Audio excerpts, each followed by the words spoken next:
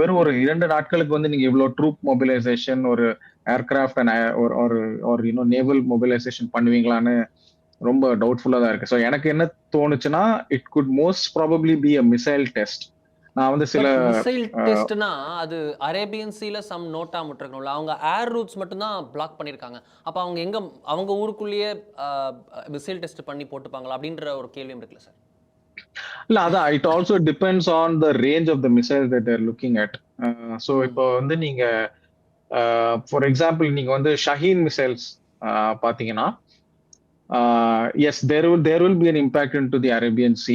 But அது வந்து அவங்க என்ன மாதிரி ரேஞ்ச் வச்சு அவங்க ஃபயர் பண்றாங்க, அதுவும் நம்ம பார்க்க வேண்டியிருக்கும். இப்ப அபாபில் அப்படின்னு ஒரு மிசைல் வச்சிருக்காங்க. அது வந்து ம். எம்ஐஆர்வி பொட்டன்ஷியலோட இருந்துதான். அது வந்து ஐ திங்க் 2024ல வந்து தே லாஸ்ட் டெஸ்டட் இட். இந்த மாதிரி ஒரு ஷார்ட் நோட்டாம் may mean that it may make a reentry test or a telemetry validation. அது அது ரொம்ப ஃபுல் ரேஞ்ச் ம். போகாம அது எப்படி செயல்படுது, அது அதோட டெலிமெட்ரி வச்சுட்டு இதோட பொட்டன்ஷியல் என்ன, இதோட இம்பாக்ட் எப்படி இருக்கும்னு வந்து அவங்க வந்து மோர் ஃப்ரம் அ டிஜிட்டல் பெர்ஸ்பெக்டிவ் அவங்க வந்து அசஸ் பண்றதுக்காக இருக்கும். அது அவங்க அவங்க லேண்ட் மாஸ்க்குள்ளேயே வந்து அதை டெஸ்ட் பண்ணலாம். அவங்க அந்த கிரீன் ஃபீல்ட் எது கொடுத்துருக்காங்களோ அதுக்குள்ளேயே மட்டும் தே மைட் ரெஸ்ட்ரிக்ட் இட்.